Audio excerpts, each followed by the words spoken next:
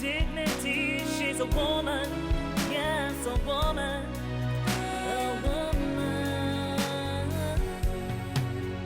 of all seasons.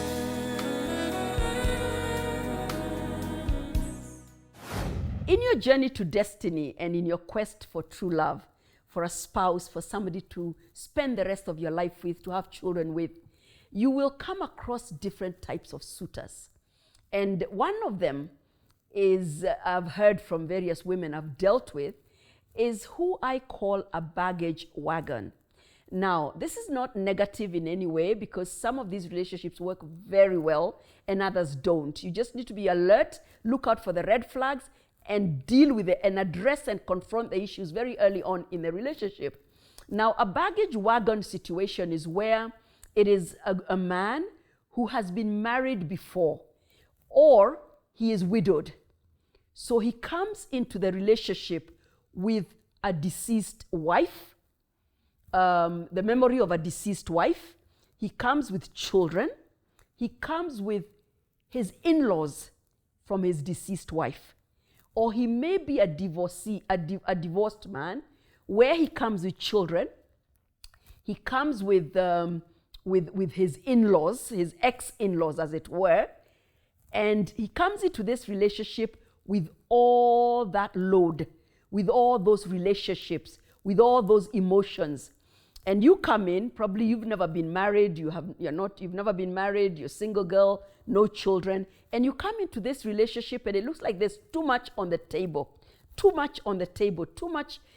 many emotions, too many relationships in his life, and too many relationships for you to manage, and even emotions. Remember, you're dealing with his children, you're dealing with his ex-wife, if it's a divorce, you're dealing with the memory of his deceased wife, and his in-laws, whichever way, because even if he's divorced, his in-laws remain, because the children must relate to their grandparents from their mother's side. So there will be that situation where all these relations come into play.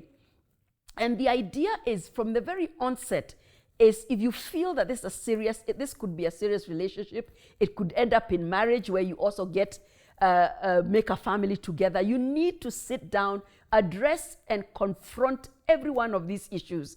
How, especially depending on the age of the children, how do you relate to them? What about discipline issues? What about their mother where she's alive? What role is she still playing in their lives? How does it intercept with your role in their lives in terms of you being a stepmother?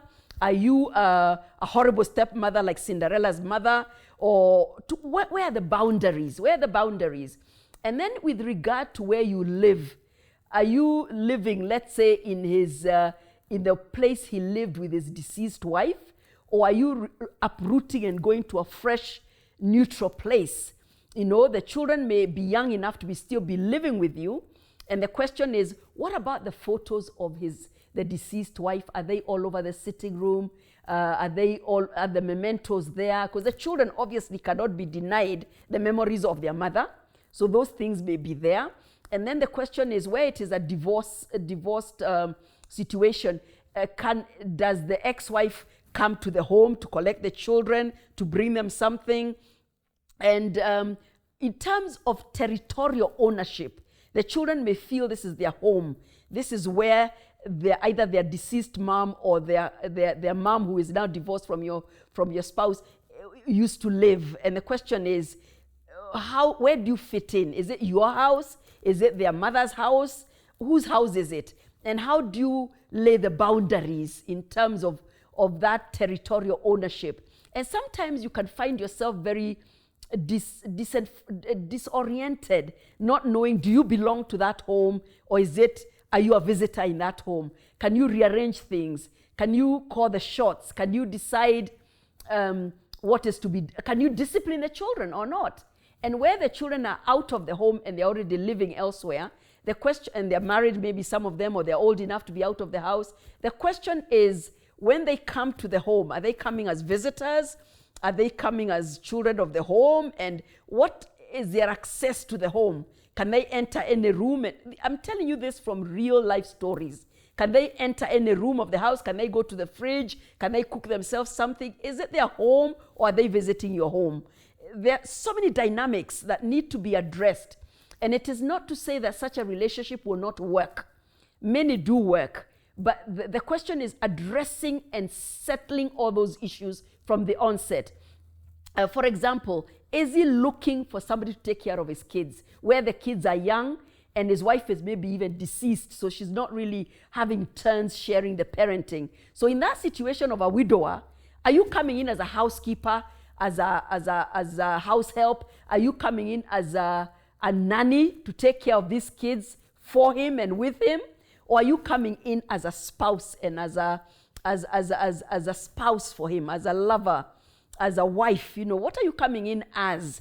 And what is your relationship with his in-laws? You know, of course, there are times, many times, some of them may be unreasonable. They may not like you for the sake of not liking you, not because you've done anything wrong, especially where it's a divorced, where the situation is of a divorce, not so much of a deceased situation, yeah? And the question is, how do you relate to them? Because obviously they must visit the grandchildren in your home. The grandchildren must go to their home. When you go to collect them, there's family functions. There's family functions. And what happens when the children of your spouse start graduating and getting married, and you need to attend the graduations with your husband, you need to attend the weddings? Where do you sit during the wedding if the wife is still alive, you know? What happens? It's not impossible to work out these dynamics. It is possible, maturely and properly and decently, but they have to be discussed. They have to be addressed, confronted, the goalposts set, the boundaries laid, and expectations discussed, so that there's no confusion once you're in the relationship. So it is possible to have a very healthy, long-lasting relationship and marriage with one you would call a baggage wagon, but there are issues, there are red flags to be addressed and to be discussed and settled, and ignoring them is not the answer. It is important for you to address and confront these issues through counseling, therapy, coaching, mentorship. All these things can be addressed by experts, and you can be helped to deal with them where you're both genuine about that relationship, where he's genuine that he wants you for you. And so these are the issues which are real and cannot be ignored, must be settled and dealt with. That is your baggage wagon. It can or cannot work. It depends on how you address and confront the issues.